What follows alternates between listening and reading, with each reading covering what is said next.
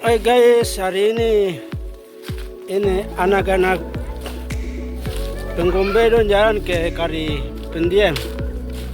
Ini sudah sampai di hutan, mau jalan ke kari pendiam ini.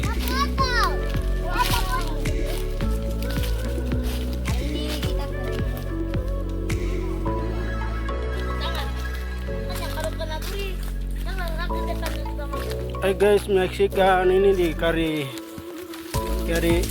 ini apa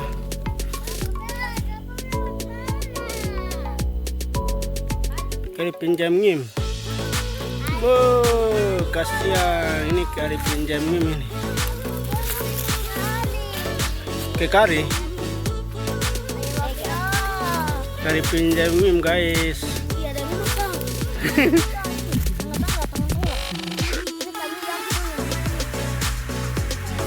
Kari pinjam ngim.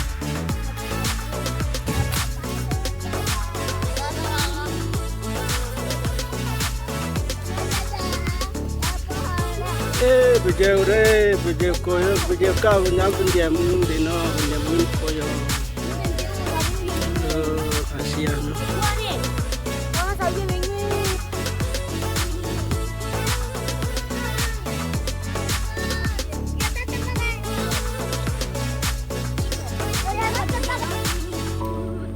Kari pinjam.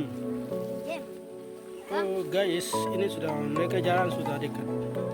Kari pinjam ini. Kari pinjam.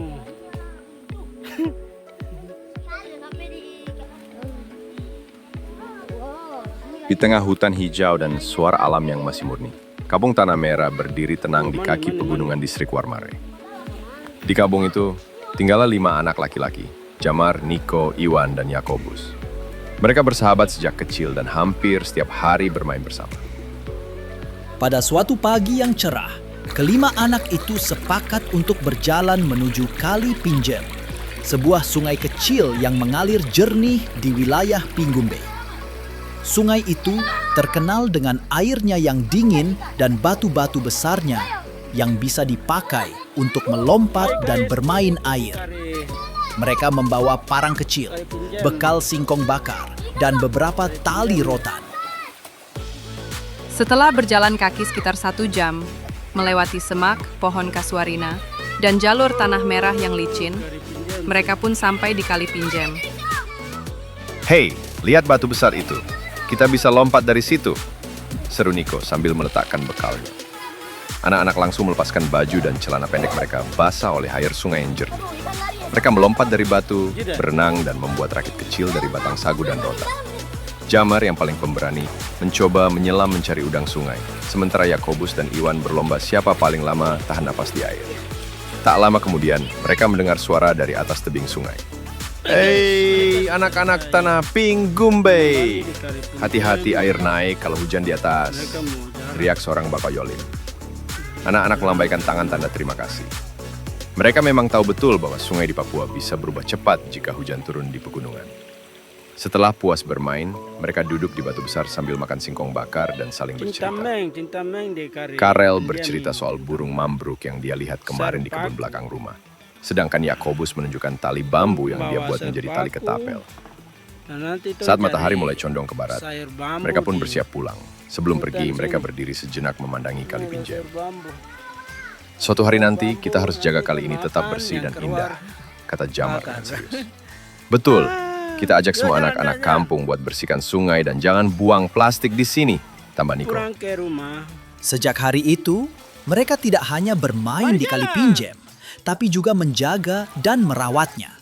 Mereka adalah anak-anak laki-laki asli Kampung Tanah Merah. Anak Papua yang cinta alam, bersahabat dengan sungai, dan punya semangat menjaga tanah leluhur mereka. Pagi itu matahari belum tinggi. Kabut masih menggantung di atas Kampung Tanah Merah saat suara tawa dan langkah kaki kecil terdengar menyusuri jalan tanah yang mengarah ke Kali Pinggumbi. Ada 5 anak dan cucu dari keluarga besar Indu.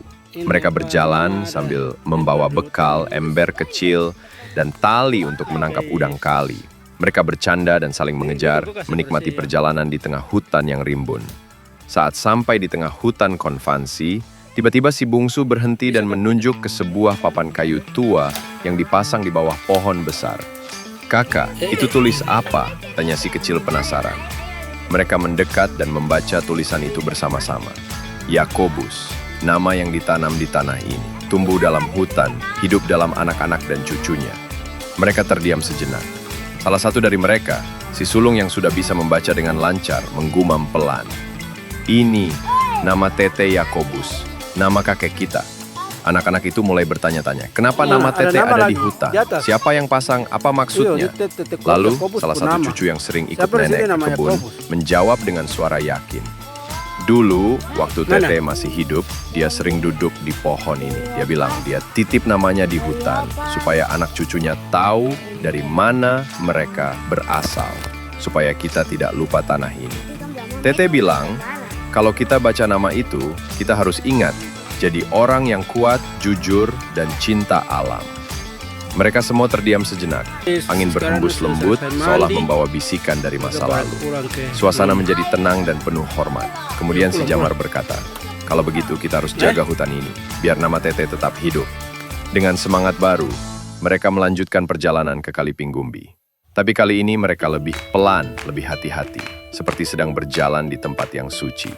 Karena kini mereka tahu, mereka tidak hanya berjalan di atas tanah biasa, tapi tanah yang menyimpan warisan dari Tete Yakobus.